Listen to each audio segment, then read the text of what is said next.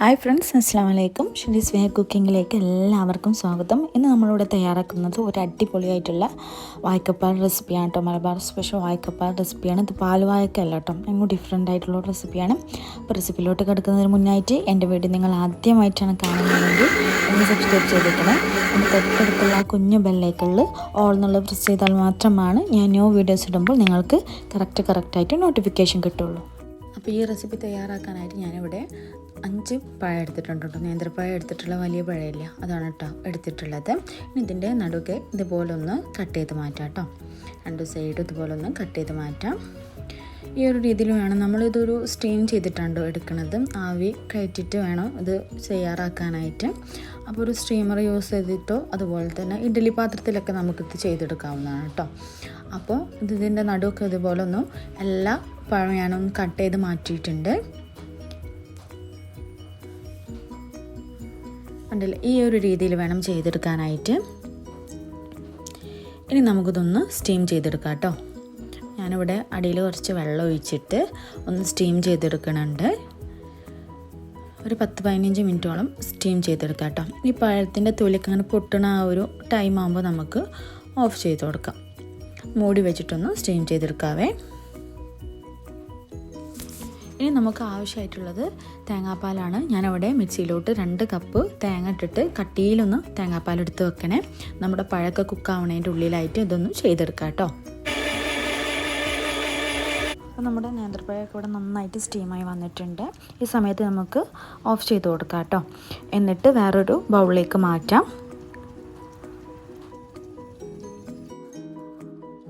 ഞാനൊരു ബൗൾ എടുത്തിട്ടുണ്ട്. അതിലേക്ക് നമുക്ക് ഈ ഒരു പഴത്തിലേക്കുള്ള ഫില്ലിങ് തയ്യാറാക്കാം കേട്ടോ. അതിനായിട്ട് ഞാനിവിടെ 5 കോഴിമുട്ട ഒന്ന് പൊട്ടിച്ച് വയ്ക്കുന്നുണ്ട് കേട്ടോ. നിങ്ങളുടെ ഇഷ്ടത്തിനനുസരിച്ച് ഇതിൻ്റെ അളവിലൊക്കെ വ്യത്യാസം വരുത്താം കേട്ടോ. അതൊക്കെ നിങ്ങളുടെ ഇഷ്ടത്തിനനുസരിച്ച് ചെയ്യാം. ഞാനിപ്പോൾ ഇവിടെ എടുക്കുന്നത് 5 കോഴിമുട്ടയാണ് കേട്ടോ എടുക്കുന്നത്. ഒരു ബൗളിലേക്ക് ഇതുപോലെ ഒന്ന് മാറ്റാം.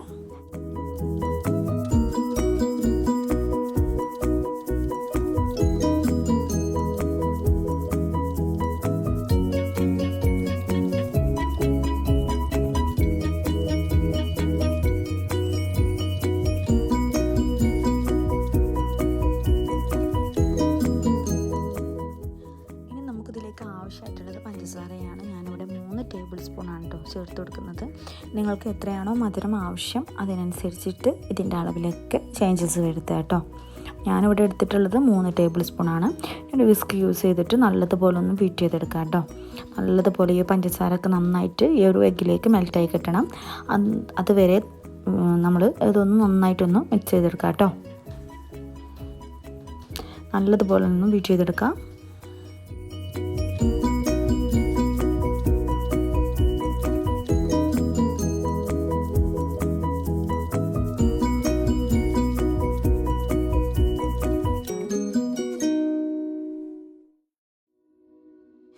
ഇനി നമുക്ക് ഈ എഗ്ഗിലോട്ട് ഒരു ഏലക്കട്ടോ ഒന്ന് പൊടിച്ചിട്ടോ അല്ലെങ്കിൽ ഇതുപോലെ ഒന്ന് ചെയ്തെടുക്കാം. ഒരു നല്ലൊരു ഫ്ലേവറിന് വേണ്ടിയിട്ടാണ് കേട്ടോ. നിങ്ങൾക്ക് ഏലക്കൻ്റെ ഫ്ലേവർ ഇഷ്ടമില്ലെങ്കിൽ നിങ്ങൾക്ക് സ്കിപ്പ് ചെയ്യാവുന്നതാണ്. പക്ഷേ ഏലക്കൊക്കെ ചേർക്കുമ്പോൾ തന്നെ ഈ ഒരു റെസിപ്പി നല്ല ടേസ്റ്റ് ഉണ്ടാവുള്ളൂ, നല്ല ഫ്ലേവറൊക്കെ ഉണ്ടാവുള്ളൂ കേട്ടോ ആ ഒരു എഗ്ഗിലോട്ട്. ഇനി ഞാൻ ഫ്ലെയിം ഓൺ ചെയ്ത് ഒരു പാൻ വെച്ച് കൊടുത്തിട്ടുണ്ട്. അതിലേക്ക് ഞാൻ ഒരല്പം ഗീ ചേർത്ത് കൊടുക്കുന്നുണ്ട് കേട്ടോ. ഗീ ഒന്ന് മെൽറ്റാക്കി എടുത്തിട്ടുള്ളതാണ്. ചേർത്ത് കൊടുത്തതിന് ശേഷം നമ്മൾ നേരത്തെ മിക്സ് ചെയ്ത് വെച്ചിട്ടുള്ള ആ എഗ്ഗിൻ്റെ ഒരു മിക്സ് ഉണ്ടല്ലോ, അത് ഇതിലോട്ട് ചേർത്തിട്ട് നല്ലതുപോലെ ഒന്ന് നമ്മൾ ചിക്കിയെടുക്കണം. നമ്മൾ എഗ്ഗൊക്കെ ചിക്കിയെടുക്കില്ല, ആ ഒരു രീതിയിൽ വേണം ചെയ്തെടുക്കാനായിട്ട്. അപ്പോൾ നമ്മൾ കൈവിടാതെ തന്നെ നല്ലതുപോലെ ഒന്ന് എഗ്ഗൊന്ന് ഇതുപോലെ ഒന്ന് ചിക്കിയെടുക്കണം കേട്ടോ.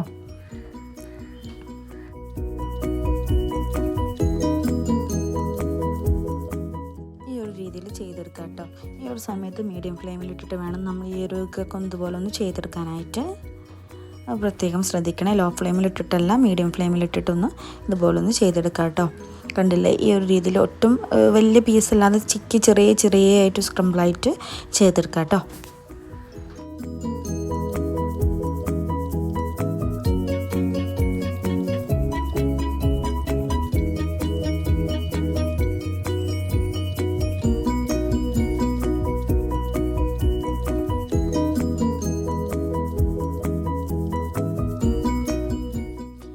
സമയത്ത് ഞാൻ ഇതിലോട്ട് ഒരല്പം റൈസിൻസും അതുപോലെ കാഷ്യൂ നട്ട്സും ഒന്ന് ക്രഷ് ചെയ്തെടുത്തിട്ട് ഇതിലേക്ക് ചേർത്ത് കൊടുക്കുന്നുണ്ട് കേട്ടോ. റൈസിൻസ് ആ ഒരു രീതിയിൽ തന്നെ ചെയ്തെടുക്കുക. നമ്മുടെ കാഷ്യൂ നട്ട് അതുപോലെ ആൽമണ്ട്സ് ഒക്കെ ചേർത്ത് കൊടുക്കാവുന്ന കേട്ടോ. നിങ്ങൾക്ക് ഏതാണോ ഇഷ്ടം അതിനനുസരിച്ച് ഇതിൻ്റെ അളവിലേക്ക് വ്യത്യാസം വരുത്തുക. കൂടുതൽ ടേസ്റ്റ് ഉണ്ടാവും കേട്ടോ. നമ്മൾ ആ ഒരു ഫില്ലിങ് ഉള്ളിലിട്ടല്ലേ നമ്മൾ വെക്കണത്. ആ ഒരു സമയത്ത് കഴിക്കണ ആ ഒരു സമയത്ത് നല്ല ടേസ്റ്റ് ഉണ്ടാവും. അതൊക്കെ നിങ്ങളുടെ ഇഷ്ടത്തിനനുസരിച്ച് ചെയ്തെടുക്കുക കേട്ടോ.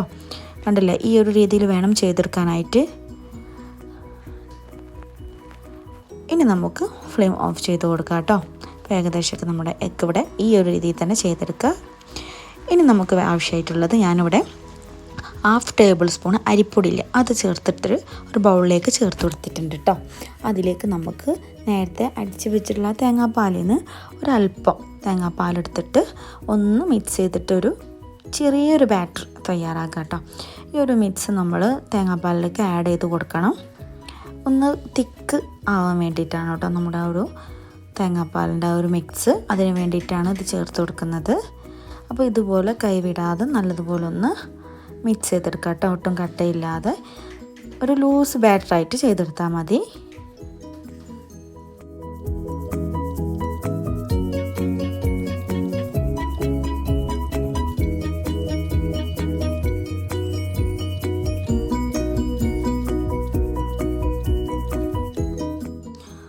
ഞാനൊരു പാൻ വെച്ച് കൊടുത്തിട്ടുണ്ട്. ഫ്ലെയിം ഓൺ ചെയ്ത് ഒരു പാൻ വെച്ച് കൊടുത്തിട്ടുണ്ട്. അതിലേക്ക് നമുക്ക് ഒരല്പം ഗീ ചേർത്ത് കൊടുക്കാം. ഗീ ചേർത്തതിന് ശേഷം പാൻ നന്നായിട്ട് ചൂടാവണം കേട്ടോ. ആ ഒരു സമയത്ത് നമ്മൾ ഇനി ഇതിലേക്ക് ആഡ് ചെയ്ത് കൊടുക്കുന്നുള്ളത് ചെറിയ ഉള്ളില്ലേ, അത് ചെറിയ പീസായിട്ട് ഇതുപോലെ ഒന്ന് കട്ട് ചെയ്തിട്ട് ഒന്ന് മൂപ്പിച്ചെടുക്കുക കേട്ടോ. നിങ്ങൾ ചെറിയുള്ളി ഒന്നും ഒരിക്കലും സ്കിപ്പ് ചെയ്യരുത് കേട്ടോ. ചെറിയുള്ളിക്കാണ് ഈ ഒരു റെസിപ്പിക്ക് കൂടുതൽ ടേസ്റ്റൊക്കെ കൊടുക്കുന്നത് ചെറിയുള്ളിയാണ്. അപ്പോൾ എൻ്റെ വീട്ടിലൊക്കെ ഉണ്ടാക്കാറുണ്ട് ഉമ്മ, പാൽവാഴക്കൊക്കെ ഉണ്ടാക്കാറുണ്ട്. അതിൽ നിന്നും ഡിഫറെൻ്റ് ആയിട്ടുള്ള റെസിപ്പിയാണ് കേട്ടോ. ഇതൊരു പൊന്നാനിക്കാര സ്പെഷ്യലായിട്ടുള്ള റെസിപ്പിയാണ്. എനിക്ക് ഉണ്ടാക്കിയതിന് ശേഷം ഭയങ്കര ഇഷ്ടമായി. അപ്പോൾ നിങ്ങളും തയ്യാറാക്കി നോക്കുക കേട്ടോ. അപ്പോൾ നമ്മുടെ ചെറുള്ളിയൊക്കെ ഇവിടെ നന്നായിട്ട് മൂത്ത് വന്നിട്ടുണ്ട്. ഈ ഒരു സമയത്ത് നമ്മൾ ഇതിലേക്ക് ഒരു 2 ഏലക്ക കൊടുക്കുക കേട്ടോ, ഇട്ട് കൊടുക്കുക. ചെറുള്ളിയൊക്കെ ഇവിടെ നന്നായിട്ടൊന്ന് മൂത്ത് വന്നിട്ടുണ്ട്. ഇനി ഈ സമയത്ത് നമ്മൾ ഇതിലേക്ക് ചേർത്ത് കൊടുക്കുന്നത് കാഷ്യൂ നട്ട്സ് ആണ് കേട്ടോ. ഈ ഒരു സമയത്ത് തന്നെ ചേർത്ത് കൊടുക്കേണ്ടത്. കാഷ്യൂ നട്ട് ചെറിയ പീസായി ഒന്ന് കട്ട് ചെയ്തിട്ടുള്ളതാണ്. ഇതിലേക്ക് ആഡ് ചെയ്ത് കൊടുത്തിട്ട് നല്ലതുപോലെ ഒന്ന് വഴറ്റിയെടുക്കാം കേട്ടോ.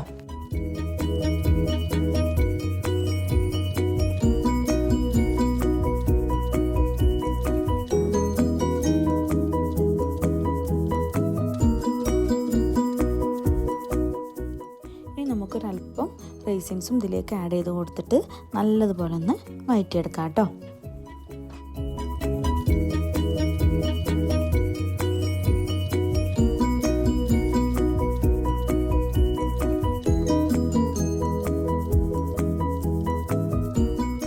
ഇനി നമ്മൾ നേരത്തെ ചെയ്ത് വെച്ചിട്ടുള്ള തേങ്ങാപ്പാലിൻ്റെ ഒരു മിക്സ് ഉണ്ടല്ലോ, കട്ടിയിലെടുക്കുക കേട്ടോ. തേങ്ങാപ്പാൽ പ്രത്യേകം ശ്രദ്ധിക്കുക. എന്നിട്ട് ഇതിലേക്ക് ആഡ് ചെയ്ത് കൊടുക്കാം കേട്ടോ. തേങ്ങാപ്പാലൊന്ന് ചൂടായി വന്നാൽ മതി. അതുവരെ ഒന്ന് വെയിറ്റ് ചെയ്യാം.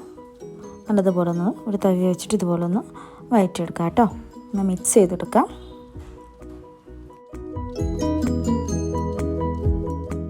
ഇനി നമുക്ക് ഇതിലേക്ക് 2 ടേബിൾ സ്പൂൺ പഞ്ചസാര ആഡ് ചെയ്ത് കൊടുക്കാം കേട്ടോ. പഞ്ചസാര എന്തായാലും ആഡ് ചെയ്ത് കൊടുക്കണം. ഈ ഒരു മിൽക്ക് ഉണ്ടല്ലോ ഇതിലും അതുപോലെ തന്നെ നമ്മുടെ ഫില്ലിങ്ങും മധുരം ഉണ്ടെങ്കിൽ ടേസ്റ്റ് ഉണ്ടാവുള്ളൂ കേട്ടോ. ഈ ഒരു റെസിപ്പി പ്രത്യേകം ശ്രദ്ധിക്കണേ.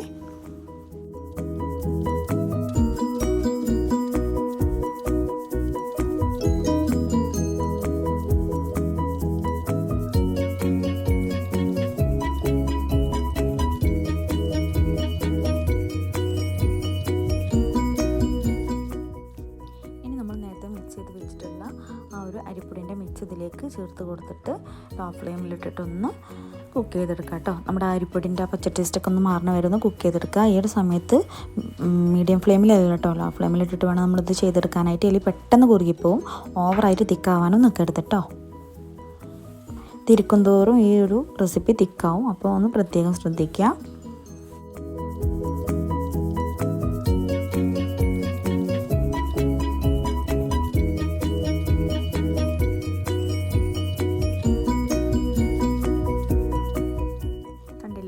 രീതിയിൽ വേണം ചെയ്തെടുക്കാനായിട്ട്. ഈ ഒരു തിക്നെസ് മതി കേട്ടോ. ഈ ഒരു സമയത്ത് നമുക്ക് ഫ്ലെയിം ഓഫ് ചെയ്ത് കൊടുക്കണം. കണ്ടില്ലേ, കൂടുതൽ തിക്കാവാൻ നിൽക്കരുത്. കൂടുതൽ തിക്കായാലും അത്ര ടേസ്റ്റ് ഉണ്ടാവില്ല കേട്ടോ. ഈ ഒരു രീതിയിൽ ചെയ്തെടുക്കുക. ഇനി നമുക്ക് ഫ്ലെയിം ഓഫ് ചെയ്ത് കൊടുക്കാം കേട്ടോ. നമ്മുടെ സ്റ്റീം ചെയ്തിട്ടുള്ള പഴവട റെഡി ആയി വന്നിട്ടുണ്ട് കേട്ടോ. ഒരല്പം ചൂടോട് കൂടിയിട്ട് വേണം കേട്ടോ ഇതിൻ്റെ തൊലിയൊക്കെ കളയാനായിട്ട്. പ്രത്യേകം ശ്രദ്ധിക്കുക, തണുക്കാൻ നിൽക്കരുത്. തണുത്ത് കഴിഞ്ഞാൽ നമ്മൾ ഈ ഒരു സ്റ്റീം ചെയ്തിട്ടുള്ള ഈ ഒരു പഴമൊക്കെ ഒരു കല്ല് ടൈപ്പ് ആവും കേട്ടോ, അത്ര സോഫ്റ്റ് ഉണ്ടാവില്ല. അപ്പോൾ നമ്മളിതൊരു മാവ് രൂപത്തിൽ വേണം കുഴച്ചെടുക്കാനായിട്ട്. നമ്മൾ ചപ്പാത്തിക്കൊക്കെ കുഴക്കില്ലേ, ആ ഒരു രീതിയിൽ വേണം ചെയ്തെടുക്കാനായിട്ട്. അപ്പോൾ ഒട്ടൊന്നുമില്ല, ഞാൻ അതാ ഒട്ടണുണ്ടെങ്കിൽ നിങ്ങൾ കയ്യിലൊരല്പം ഗീ തടവിയിട്ട് നന്നായിട്ടൊന്ന് കുഴച്ചെടുക്കുക കേട്ടോ.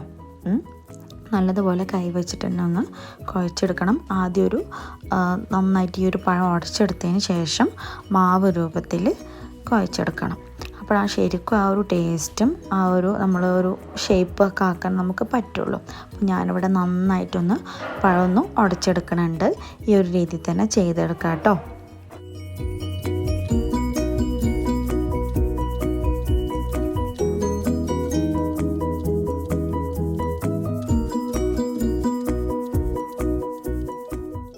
കണ്ടില്ലേ, ഈ ഒരു രീതിയിൽ വേണം ചെയ്തെടുക്കാനായിട്ട്. നല്ലതുപോലൊന്ന് ഇതുപോലൊന്ന് കൈ വെച്ചിട്ട് നല്ലതുപോലൊന്ന് കുഴച്ചെടുക്കാം കേട്ടോ.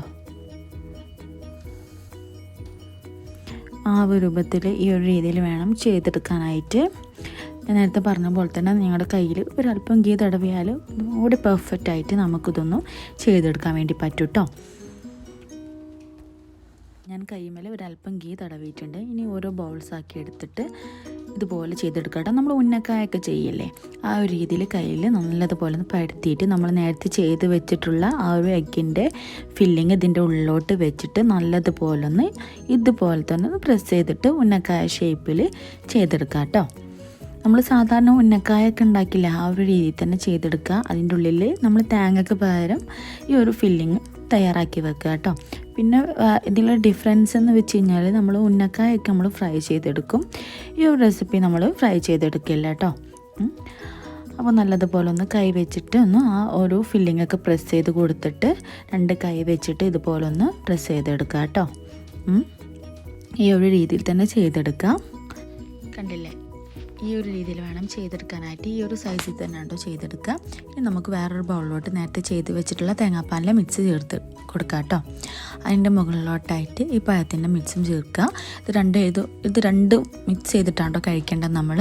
അങ്ങനെയാണ് ഇത് ഒരു റെസിപ്പി സെർവ് ചെയ്യലും കഴിക്കലും. അപ്പോൾ വീഡിയോ ഇഷ്ടമായാൽ ലൈക്ക് ചെയ്യുക, ഷെയർ ചെയ്യുക, സബ്സ്ക്രൈബ് സബ്സ്ക്രൈബ് ചെയ്യുക കേട്ടോ. തയ്യാറാക്കി നോക്കിയിട്ട് നിങ്ങൾ ഫീഡ്ബാക്കൊക്കെ അറിയിക്കുക കേട്ടോ. ടേസ്റ്റി ആയിട്ടൊരു റെസിപ്പിയാണ് കേട്ടോ, മസ്റ്റായിട്ടും തയ്യാറാക്കി നോക്കുക. അപ്പോൾ മറ്റൊരു അടിപൊളി വീഡിയോസുമായി നമുക്ക് വീണ്ടും കാണാം. Thanks for watching.